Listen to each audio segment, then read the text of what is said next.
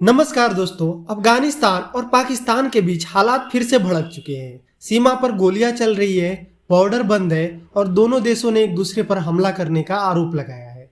लेकिन ये लड़ाई सिर्फ आज की नहीं है, इसकी कहानी बहुत गहरी है, जिसमें इतिहास, धर्म, आतंकवाद और राजनीतिक सब उलझे हुए हैं।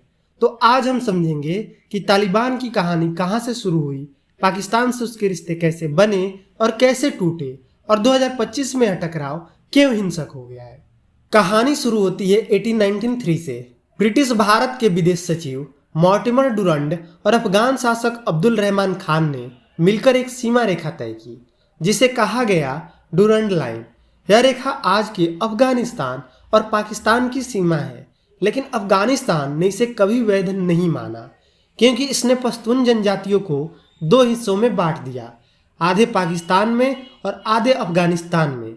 जब 1947 में पाकिस्तान बना, अफगानिस्तान ने संयुक्त राष्ट्र में उसके अस्तित्व का भी विरोध किया, क्योंकि वह चाहता था कि पश्तून बहुत इलाकों को जोड़कर एक नया देश बने, पश्तूनिस्तान। और यहीं से दोनों देशों के रिश्ते कड़वे होते गए। 1979 में सोवियत संघ ने अफगानिस्तान पर हमला किया। अमेरिका ने इसे कम्युनिज्म के विस्तार के रूप में देखा और मुजाहिदीनों को हथियार, पैसा और प्रशिक्षण देना शुरू किया। पाकिस्तान, खासकर उसकी खुफिया एजेंसी ISI, अमेरिका के साथ मिलकर इन मुजाहिदीनों को सुरक्षित ठिकाने और ट्रेनिंग कैंप देती थी। कई सालों की जंग के बाद 1989 में सोवियत संघ को पीछे हटना पड़ा, लेकिन अफगानिस्तान में शांति नहीं आई। वहां आपस में ही गृह युद्ध छिड़ गया। इसी अराजकता के बीच 1994 में तालिबान का जन्म हुआ, एक ऐसा इस्लामी आंदोलन जिसने दावा किया कि वो भ्रष्टाचार खत्म करेगा और शरिया कानून लागू करेगा। तालिबान का मतलब ही होता है छात्र, क्योंकि इसके ज्यादातर सदस्य पाकिस्तान के धार्मिक मदरसे में पढ़े हुए थे, जिन्हें ISI और सऊदी अरब सपोर्ट करता था। जिसके बाद साल आया 1996 में तालिबान ने काबुल पर कब्जा कर लिया और अफगानिस्तान में इस्लामिक अमीरात की घोषणा की। दुनिया में सिर्फ 3 देश थे जिन्होंने तालिबान सरकार को मान्यता दी: पाकिस्तान, सऊदी अरब और UAE। पाकिस्तान ने उन्हें इसलिए समर्थन दिया क्योंकि वह चाहता था कि अफगानिस्तान में एक ऐसी सरकार हो जो भारत के करीब न जाए और पाकिस्तान को सिक्योरिटी डेप्थ दे सके। लेकिन तालिबान के शासन के दौरान अफगानिस्तान अंतर्राष्ट्रीय आतंकवाद का अड्डा बन गया। यहीं से ओसामा बिन लादेन और अलकायदा ने 9/11 हमले की योजना बनाई। 11 सितंबर 2001 को अमेरिका पर आतंकवादी हमला हुआ। अमेरिका ने तुरंत अफगानिस्तान में प्रवेश किया, तालिबान की सरकार गिरा दी और एक नई लोकतांत्रिक सरकार बनाई। तालिबान भाग गया, कुछ अफगानिस्तान के पहाड़ों में और कुछ पाकिस्तान के कबायली इलाकों में छिप गए।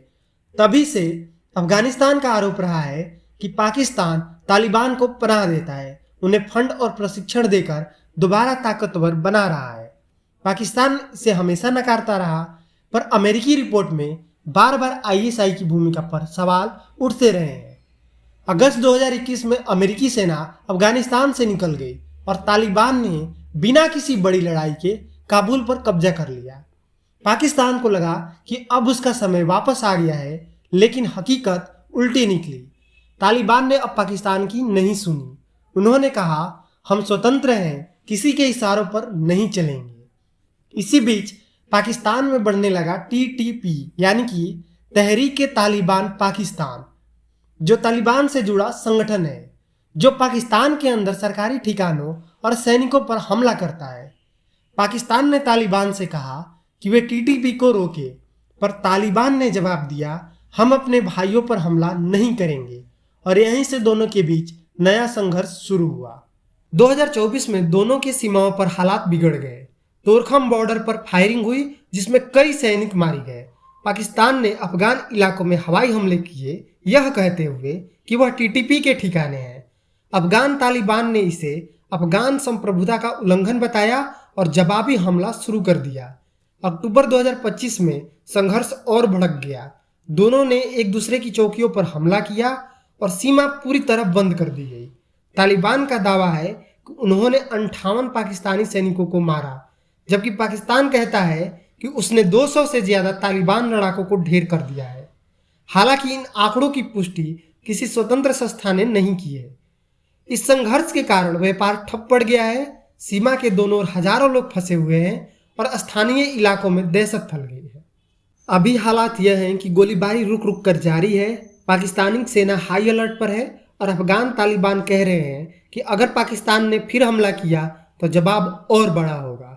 कतर, सऊदी अरब और चीन जैसे देश दोनों की शांति वार्ता पर लाने की कोशिश कर रहे हैं, लेकिन सच यह है कि जब तक अफगानिस्तान टीटीपी को रोकने में असफल रहता है और पाकिस्तान तालिबान के भीतर हस्तक्षेप करता रहेगा, यह सीमा शांत नहीं होगी। तालिबान जिसे कभी पाकिस्तान ने पाला, अब वही उसके सबसे बड़े सिरदर्द में बदल गया है।